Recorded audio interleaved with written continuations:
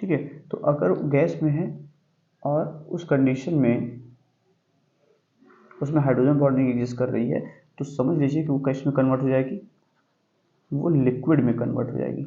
और अगर लिक्विड में है उसमें हाइड्रोजन बॉन्डिंग एग्जिस्ट करती है तो वो सॉलिड में कन्वर्ट हो सकती है। ठीक है, तो ये चेंजेस होते हैं हाइड्रोजन बॉन्डिंग से। अब यहाँ पहले जो क्वेश्चन है कि इसमें से कौन सा है जिसका बॉइलिंग पॉइंट ज़्यादा होगा और वो लिक्विड स्टेट में एग्जिस्ट करेगी। तो कौन कौन से हैं, HF है, HCl है, H2S है। देखिए HF में F इलेक्ट्रोनेगेटिव है, मैंने बोला था 3 लोग इसमें एग्जिस्ट करते हैं, नाइट्रोजन और फ्लोरीन और ऑक्सीजन। 3 ही लोग हाइड्रोजन बॉन्डिंग जनरली कैपेबल हैं कि हाइड्रोजन बॉन्डिंग कर जाएंगे। तो HF क्या करता है, जैसे HF को मैं ऐसे लिख सकता हूँ HF। अब एक फ्लोरीन दूसरे HF के हाइड्रोजन के साथ हाइड्रोजन बॉन्डिंग कर लेगा। तो इस तरीके से जब हाइड्रोजन बॉन्डिंग एग्जिस्ट करती है तो वहाँ पर HF किस स्टेट में चला जाएगा, लिक्विड स्टेट में चला जाएगा। किसमें, लिक्विड स्टेट में। ठीक है, इसको कहीं की ऐसे भी बना देता है कि FH, ये आपका FH जिग जैग, तो उसमें परेशान नहीं होना है। ठीक है, ऐसे जिग जैग पोजिशन। ठीक है, ये जो बॉन्ड एंगल है हाइड्रोजन के हाइड्रोजन और फ्लोरीन के साथ लगभग 120 के आसपास का होते हैं। 120 के आसपास हमने फोल्डिंग, ये वाला बॉन्ड एंगल, ठीक है, 120 के आसपास का होता है। चलिए, तो इसमें से इसका आंसर क्या हुआ कि कौन एग्जिस्ट करेगा, HF करेगी। HCl और H2S मीन्स S और Cl के पास ये कैपेबिलिटी नहीं है कि हाइड्रोजन बॉन्डिंग कर सके, इसलिए क्या होंगी, ये गैस स्टेट होंगी। सेकंड क्वेश्चन है कि H2, इसी में देख लें किसका बॉइलिंग पॉइंट ज़्यादा होगा। तो बॉइलिंग पॉइंट पर भी इफेक्ट, अगर हाइड्रोजन बॉन्डिंग एग्जिस्ट करेगी, जिसमें हाइड्रोजन बॉन्डिंग एग्जिस्ट करेगी तो वो क्या होगा, उसका BP भी क्या होगा, हाई होगा। तो इसमें किसका बॉइलिंग पॉइंट ज़्यादा होगा, तो हो जाएगा HF का। HF का बॉइलिंग पॉइंट सबसे ज़्यादा होगा। सेकंड क्वेश्चन क्या कह रहा है कि H2O liquid but H2S is gas, क्यों। तो रीज़न ये है कि H2O में हाइड्रोजन बॉन्डिंग एग्जिस्ट करती है, H2O में हाइड्रोजन बॉन्डिंग एग्जिस्ट करती है। तो जब हाइड्रोजन बॉन्डिंग एग्जिस्ट करती है तो नो डाउट ये क्या होगा, ये लिक्विड स्टेट में होगा।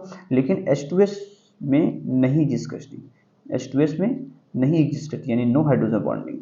तो कोई हाइड्रोजन बॉन्डिंग नहीं है, इसलिए ये गैस फेज में ही रहेगा, ये गैस फेज, ठीक है, वो लिक्विड में नहीं जा सकता। ठीक है, तो ये बात थी। उसके बाद एक क्वेश्चन और है कि H2 और H2S में किसका बॉइलिंग पॉइंट ज़्यादा होगा। तो नो डाउट H2O का, क्योंकि H2O में क्या है, हाइड्रोजन बॉन्डिंग पाई जाती है, इसलिए ठीक है उसका बॉइलिंग पॉइंट ज़्यादा होगा। नेक्स्ट क्वेश्चन देखो, arrange in decreasing order of volatility ammonia, CH4, H2O और HF। देखिए इसमें एक और फैक्टर डोमिनेंट है, उसको भी ध्यान देंगे। Arrange decreasing order of volatility ammonia, methane, water और HF। देखो बात ये है कि हमें ये भी देखना चाहिए कि हाइड्रोजन बॉन्डिंग की स्ट्रेंथ किस पे होगी। हमने 3 देखी, हमने देखे कि नाइट्रोजन करता है, ऑक्सीजन करता है और फ्लोरीन करता है। किसके हाइड्रोजन बॉन्डिंग ज़्यादा पावरफुल होगी, ठीक है। तो उसमें इलेक्ट्रोनेगेटिविटी, हाइड्रोजन बॉन्डिंग की जो स्ट्रेंथ है वो डायरेक्टली प्रोपोर्शनल टू इलेक्ट्रोनेगेटिविटी, ठीक है, डायरेक्टली प्रोपोर्शनल टू इलेक्ट्रोनेगेटिविटी। तो इलेक्ट्रोनेगेटिविटी फ्लोरीन की, जब फ्लोरीन हाइड्रोजन बॉन्डिंग करेगा तो उसकी स्ट्रेंथ ज़्यादा होगी, ज़्यादा पावरफुल होगा, ठीक है, ज़्यादा उसको हीट लगेगी ब्रेक करने में। तो वही कह रहा है ये कि बताइए कि इसमें वोलेटिलिटी, अब वोलेटिलिटी का हाइड्रोजन बॉन्डिंग से क्या रिलेशन है। तो पहले वोलेटिलिटी देखिए, आप पेट्रोल को जब ऊपर एक्सपोज करते हैं, खुला छोड़ देते हैं, तो क्या करता है, वो इवोपरेट हो जाता है ना, उसका वेपराइजेशन हो जाता है। तो वो क्या है, वो वोलेटाइल नेचर का है। तो जो भी लिक्विड नॉर्मल रूम टेम्परेचर पर इवोपरेट हो जाते हैं उसे कहते हैं वो वोलेटाइल है। वोलेटाइल कौन होगा, कौन जल्दी से इवोपरेट होगा, जिसमें हाइड्रोजन बॉन्डिंग कम होगी। तो जिसमें हाइड्रोजन बॉन्डिंग कम होगी वो जल्दी से इवोपरेट हो जाएगा, ये ध्यान रखना है। जिसमें नहीं होगी, जिसमें हाइड्रोजन बॉन्डिंग नहीं होगी वो जल्दी इवोपरेट हो जाएगा। हमने शायद सेंटेंस गलत बोल दिया था, जिसमें हाइड्रोजन बॉन्डिंग नहीं होगी वो जल्दी से इवोपरेट हो जाएगा, जिसमें हाइड्रोजन बॉन्डिंग होगी वो इवोपरेट नहीं होगा, ये ध्यान देना है। ठीक है, तो क्वेश्चन क्या क्या है, क्वेश्चन है NH3 CH4 H2O और HF। तो अब इसमें देखो इलेक्ट्रोनेगेटिविटी का सीक्वेंस है FO और N, सबसे कम इलेक्ट्रोनेगेटिविटी नाइट्रोजन की होती है। ठीक है, कार्बन के पास कोई हाइड्रोजन बॉन्डिंग नहीं पाई जाती, तो कार्बन का बना हुआ कंपाउंड सबसे ज़्यादा वोलेटाइल होगा। वैसे भी हमको पता है कि मीथेन गैस है, तो इसका वोलेटिलिटी सबसे ज़्यादा है। अगर लिक्विड में हम कर भी देंगे जल्दी से हो जाएगा, तो सबसे ज़्यादा वोलेटाइल ये है।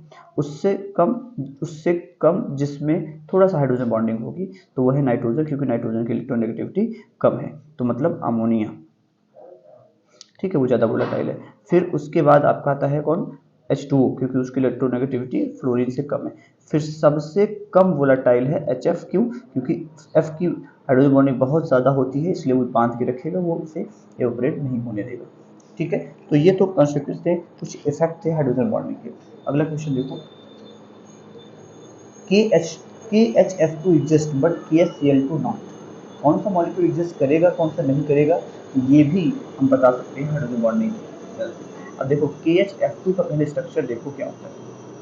KHF2 का मतलब, मान लो कि हमने HF लिया, अब HF जो है वो आयोनाइज हो सकता है, तो कैसे बनाएगा, H पॉजिटिव और F नेगेटिव, ऐसे आयोनाइजेशन पॉसिबल है। अगर हम दो ले लें 2HF, तो 2HF क्या बना सकता है, इसको हम ऐसे लिख सकते हैं, इसको हम थोड़ा सा दूसरे तरीके से HF2 नेगेटिव, ऐसे ही आयोनाइज हो सकता है HF2 नेगेटिव। ठीक है, अब ऐसा क्यों हुआ उसको समझो। ऐसा इसलिए हुआ कि एक HF का जो हाइड्रोजन है वो दूसरे के साथ हाइड्रोजन बॉन्डिंग कर गया, दूसरे के हाइड्रोजन के साथ जो है हाइड्रोजन बॉन्डिंग कर गया इस तरीके से। ठीक है, तो KHF2 इसीलिए पॉसिबल एग्जिस्ट करता है क्योंकि उसके पास फ्लोरीन है, fluorine is capable to form hydrogen bonding with other molecule, HF molecule. ठीक है, इसलिए KHF2, क्योंकि ये क्या बना, HF2 नेगेटिव बना, अगर पोटेशियम इसको मिल जाए तो बन जाएगा KHF2। तो ये केवल हाइड्रोजन बॉन्डिंग की वजह से एग्जिस्ट करता है, लेकिन हमें पता है कि KHCl2 नहीं एग्जिस्ट करेगा। क्यों नहीं करेगा, क्योंकि KHCl2 इसलिए एग्जिस्ट नहीं करेगा क्योंकि HCl2 नेगेटिव एग्जिस्ट ही नहीं करेगा due to absence of hydrogen bonding, due to absence of hydrogen bonding, absence of H bonding. तो H बॉन्डिंग इसके अंदर है नहीं, और जब इसके अंदर H बॉन्डिंग नहीं है तो एग्जिस्ट नहीं करेगा। ठीक है, तो ये क्वेश्चन इसीलिए था कि कौन एग्जिस्ट करेगा कौन एग्जिस्ट नहीं करेगा। ठीक है, नेक्स्ट क्वेश्चन देखो, arrange the decreasing order of volatility, हमने देख लिया, इसमें कुछ नहीं। Molecular mass of formic acid is seem to be doubled, double दिखाई देता है। फॉर्मिक एसिड का जो मोलर मास है, मॉलिक्यूलर मास, वो हमें डबल क्यों दिखाई देता है, मतलब मिलता है, डबल मिलता है। देखो फॉर्मिक एसिड का मॉलिक्यूलर मास डबल क्यों मिलता है, ये भी एक हाइड्रोजन बॉन्डिंग का एक बहुत अच्छा इफेक्ट है।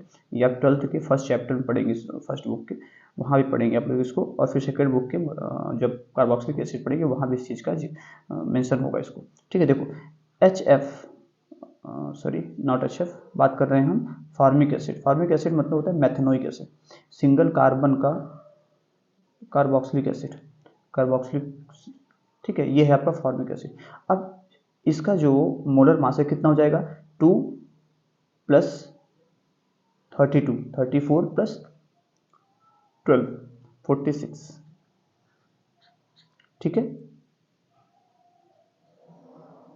46 मॉलिक्यूलर मास आना चाहिए फॉर्मिक एसिड का, लेकिन एक्चुअल 46 फॉर्मिक एसिड का नहीं आता, फॉर्मिक एसिड का सीधा सीधा 92 आता है, मिलता है हमको। ऐसा क्यों, उसका रीज़न है। अगर हम इसको इस तरह से बनाएं, थोड़ा सा ऐसे है, अब दूसरा जो फॉर्मिक एसिड इसके नेबरिंग में आएगा तो वो क्या बनेगा, इस तरीके से। यह दो फॉर्मिक एसिड बिल्कुल नेबरिंग पोजीशन पे आए। जब दो फॉर्मिक एसिड नेबरिंग पोजीशन पे आए तो एक के ऑक्सीजन दूसरे के हाइड्रोजन के साथ क्या बना लिया, हाइड्रोजन बॉन्डिंग बना लिया, कर लिया। इसको बोलते हैं डाइमर।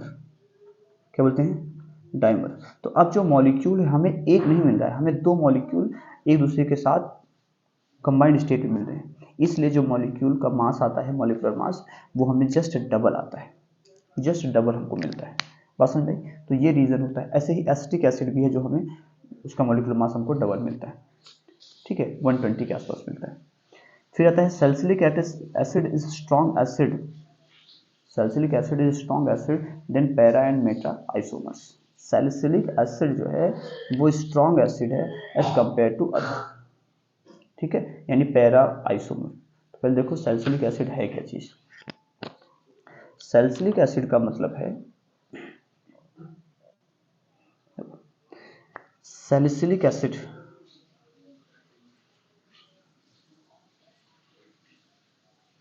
ये है आपका सैलिसिलिक एसिड।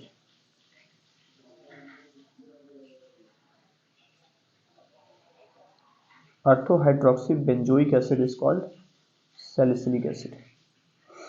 अब करना क्या है कि ये जो मॉलिक्यूल है, क्या क्वेश्चन था हमारा, एक minute, salicylic acid strong acid, ठीक है, सैलिसिलिक एसिड क्या है, स्ट्रॉन्ग एसिड है।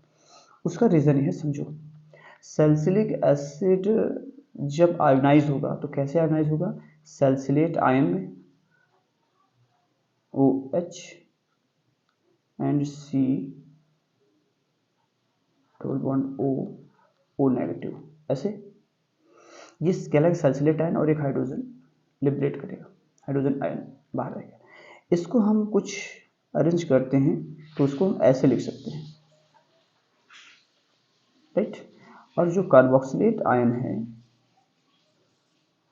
वो नेगेटिव एंड दिस, ये नेगेटिव आयन हाइड्रोजन के साथ हाइड्रोजन बॉन्डिंग कर लेगा, मतलब कि जो एसिड आएगा, जो कार्बोक्सिलेट आयन है, यानी सैलिसिलेट आयन बोलते हैं इसको, क्या बोलते हैं, सैलिसिलेट आयन। तो सैलिसिलेट आयन स्टेबलाइज्ड हो जाता है, बहुत बढ़िया स्टेबल हो जाता है, स्टेबल हो जाता है, क्यों, ड्यू टू हाइड्रोजन बॉन्डिंग।